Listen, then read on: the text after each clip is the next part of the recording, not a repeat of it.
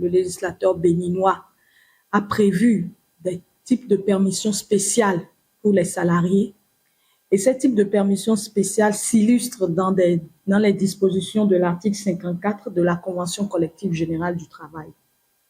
Et par rapport à ces types de permissions spéciales, le législateur allait plus loin en disant que ces permissions spéciales sont des permissions que l'employeur doit donner aux salariés en lui payant un salaire.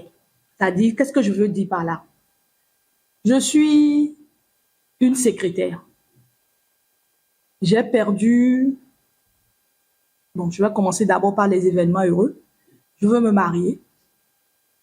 Et pour les préparatifs du mariage, il me faut quand même quelques jours pour pouvoir préparer ce mariage.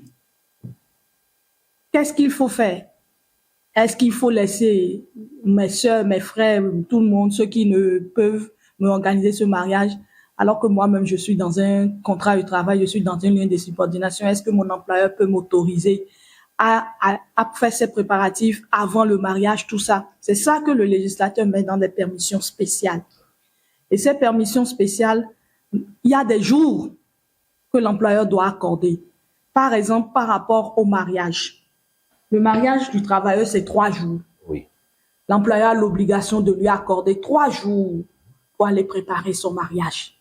Ces 3 jours que l'employeur lui accorde, l'employeur va dire, ah, parce que tu n'as pas travaillé pendant ces 3 jours, moi, je ne suis pas disposé à te payer ton salaire. Mais le législateur a dit non. Pendant ces 3 jours que je t'accorde pour aller faire les préparatifs de ton mariage, il faut que l'employeur paye.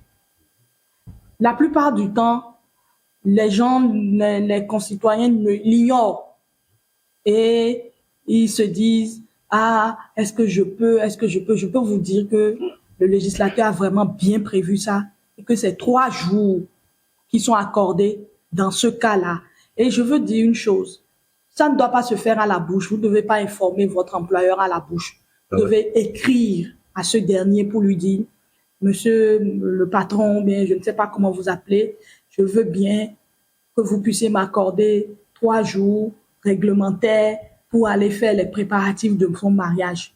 Il ne peut pas refuser. Si l'employeur refuse, il tombe sous le coup de la loi. Wow. Est-ce qu'il peut trouver un arrangement, cet employeur-là, et dire, bon, écoutez, puisque vous êtes nécessaire à ce poste-là, ce qu'on fait, je suis prêt à prendre des services pour vous aider, mais vous avez besoin d'assurer d'abord mon boulot. Est-ce qu'il peut arriver des cas comme ça? Non, puisque c'est la loi qui l'a prévu. C'est imposé à l'employeur d'accorder ces 3 jours-là. Wow. Il n'y a pas de négociation à faire.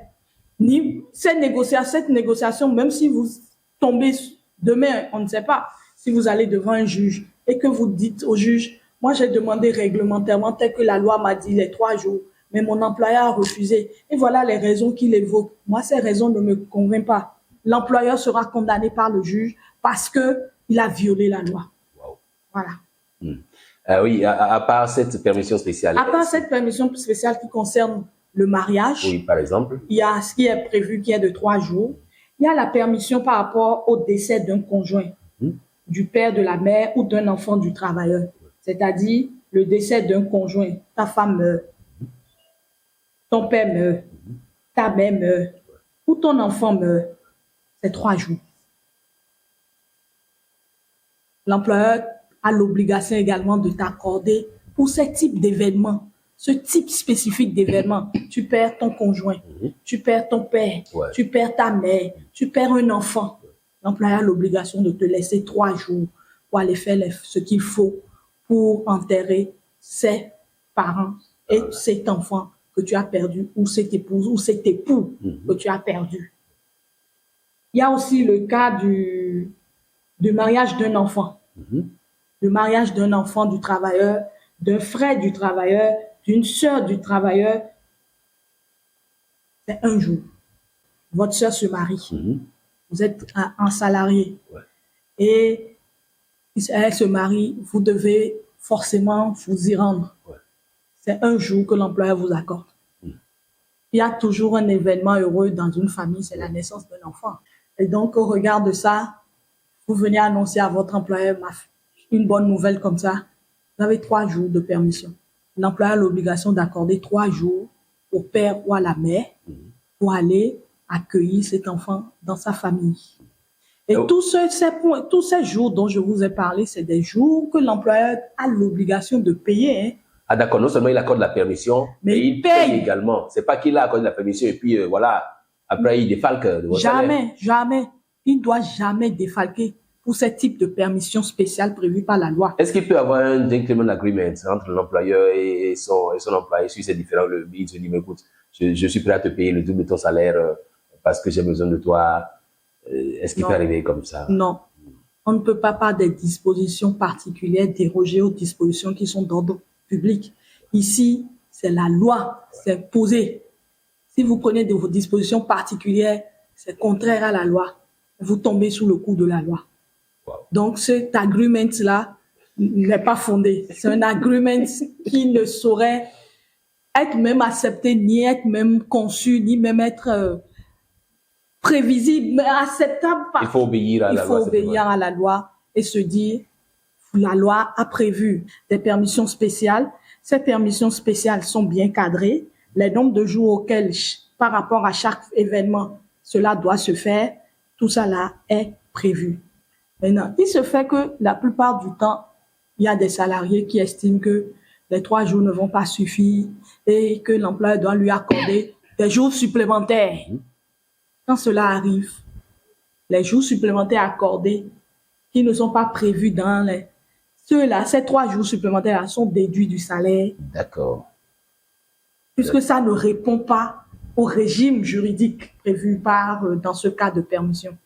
C'est pas parce que l'employeur vous l'accorde et dit, bon, je vous fais cette faveur. Mais tout est du pouvoir discrétionnaire de l'employeur. L'employeur peut apprécier. S'il estime que, bon, c'est un salarié à qui je peux quand même fermer les yeux. Je peux lui offrir ça. Ça, comme vous l'avez dit tout à l'heure, c'est votre agreement.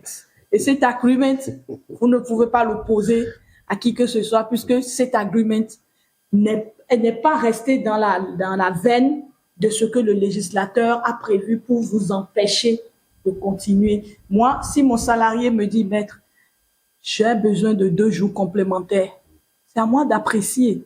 Cet employé, oui, 2 jours complémentaires, oui, je peux lui accorder. Je peux ne pas lui déduire ça de son salaire. C'est tout ça là, c'est à ma discrétion en tant qu'employeur. Donc, je voudrais exhorter les salariés, je voudrais exhorter aussi les employeurs à se conformer strictement aux dispositions de l'article 54 de la Convention collective du travail par rapport à ce type de permission spéciale pour pouvoir les accorder à leurs salariés et également eux aussi pour qu'ils ne tombent pas sous le coup de la loi lorsqu'ils ne le font pas.